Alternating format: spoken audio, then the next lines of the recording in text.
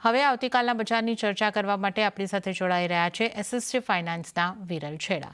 વિરલજી, સ્વાગત છે આપનું સીએનબીસી બજાર પર. Good evening. અને આજે આપણે જે રીતનો માર્કેટનો માહોલ જોયો છે ચર્ચા કરીશું, પરંતુ પહેલાં નિફ્ટી બેંક નિફ્ટીની વાત કરી લઈએ. દબાણ સાથે અહીંયા આગળથી ક્લોઝિંગ થતું દેખાયું છે. નિફ્ટીમાં આપણે 0.5% જેવું દબાણ બનતા જોઈ રહ્યા છે, બેંક નિફ્ટીમાં 0.5% જેવું દબાણ. નિફ્ટી બેંક નિફ્ટી માટે આવતીકાલ માટે કેવી સ્ટ્રેટેજી રાખવી જોઈએ? હા, ગુડ ઇવનિંગ. અગર નિફ્ટી આપણે જોઈએ તો ઓવરઓલ આપણે જોઈ શકીએ છીએ કે નેગેટિવ ટ્રેન્ડમાં ચાલી રહ્યો છે. અત્યારે ઓલમોસ્ટ એના 5 મંથ્સના લોના આસપાસ ટ્રેડ કરી રહ્યો છે, અને એના જો પ્રીવિયસ લોસ હતા 23,350 એના નીચે અત્યારે ક્લોઝિંગ આપી રહ્યો છે, અને જે હિસાબે સેલિંગ પ્રેશર ને બધું થઈ રહ્યું છે, મને લાગે છે હજી કરેક્શન્સ આપણને જોવા મળી શકશે. ને નીચે મારા હિસાબે 23,000 થી 22,800 એ બધા લેવલ્સ આપણને જોવા મળી શકે છે. આજે પણ આપણે જોઈ શકીએ છીએ કે મોર્નિંગમાં ગેપ ડાઉન ઓપન થયા પછી થોડું એક સાઇડવેઝ ટ્રેડ કર્યો હતો. ઓલમોસ્ટ હોય તો એક 100 પોઈન્ટ્સના રેન્જમાં ટ્રેડ કર્યો હતો. પણ જ્યાં સુધી ઉપરમાં ફરીથી આ 23,800 ને બધા લેવલ્સ ક્રોસ નથી કરતો, ત્યાં સુધી મને લાગે છે થોડું દબાણ રહેશે. અને આવનારા મારા લાગે છે 2-3 દિવસ માટે આપણે અહીંયાથી હજી કરેક્શન્સ જોઈ શકે છે. તો આ લેવલ્સ પર મારા હિસાબે સેલ કરીને ચાલી શકે છે. ઉપરમાં સ્ટોપ લોસ અરાઉન્ડ 23,450 ના આસપાસ મૂકવાનો રહેશે, અને નીચેમાં ટાર્ગેટ્સ આપણા 23,200 થી 23,100 ના રહેશે. ઓકે, તો 23,200 સુધીના ટાર્ગેટ અહીંયા આગળ નીચેની તરફ બનતા દેખાઈ શકે છે. તો નિફ્ટી માટે અહીંયા આગળથી આ સલાહ અહીંયા આગળથી બની રહી છે. સેલ તરફ રહેવાની સલાહ તમારે માટે બનતી દેખાઈ રહી છે. બેંક નિફ્ટી માટે કઈ રીતની સલાહ છે આપની?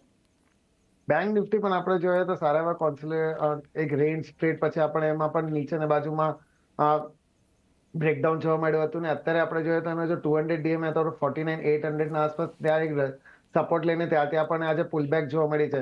હાલાકી એમાં પણ ઉપરમાં જોઈએ તો અરાઉન્ડ 50,800 થી 51,000 ના આસપાસ રેઝિસ્ટન્સ એ બધા ક્રોસ કરે છે, ત્યારે પછી આપણને થોડી અપસાઇડ મુવમેન્ટ જોવા મળી શકશે. ત્યાં સુધી મને લાગે છે હજી થોડું સાઇડવેઝ ટ્રેડ કર્યો છે, પણ જે હિસાબે આપણને નીચેમાં એના જે સપોર્ટ્સ લઈ રહ્યો છે, મને લાગે છે નેક્સ્ટ વીક માટે પણ અહીંયાથી થોડું પુલબેક આપી શકે છે, બીકોઝ પ્રાઇવેટ સેક્ટર બેંક્સમાં સારી એવી આપણને અપસાઇડ મુવમેન્ટ જોવા મળી શકે છે. તો એ જ નજરે આપણે જોઈએ તો અહીંયાથી મુવમેન્ટ અપસાઇડમાં આપણને જોવા મળે તો આ લેવલ્સ પર બાય કરવાની સલાહ રહેશે. નીચેમાં સ્ટોપ લોસ અરાઉન્ડ 50,000 ના આસપાસનો મૂકવાનો રહેશે, અને ઉપરમાં ટાર્ગેટ 50,700 થી 50,900 ના રહેશે.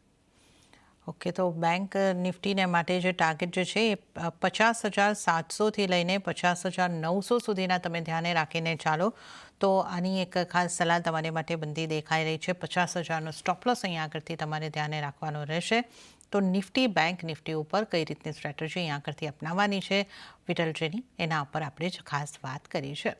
હવે અન્ય નિષ્ણાતો ખાસ કરીને નિફ્ટી માટે કઈ રીતની સલાહ આપી રહ્યા છે એની જો આપણે વાત કરી લઈએ તો નિર્મલ બંગ સિક્યોરિટીઝના અમિત ભુપતાનીની સલાહ ઉપર જો આપણે નજર કરીએ તો એમણે નિફ્ટીને બાય કરવાની સલાહ આપી છે. ટાર્ગેટ 23,470નો તેઓ જોઈ રહ્યા છે. સ્ટોપ લોસ 23,270નો રાખવાની સલાહ અમિત ભુપતાની તરફથી. તો શેરખાનના જતીન ગેડિયાની સલાહ ઉપર હવે આપણે નજર કરીશું. તો એમણે નિફ્ટીને સેલ કરવાની સલાહ આપી છે. ટાર્ગેટ તેઓ જોઈ રહ્યા છે 23,180નો, અને સ્ટોપ લોસ 23,480નો રાખવાની સલાહ અહીંયા આગળથી જતીન ગેડિયા તરફથી બનતી દેખાઈ રહી છે. તો આપણે અન્ય નિષ્ણાતોની સ્ટ્રેટેજી પણ જોઈ.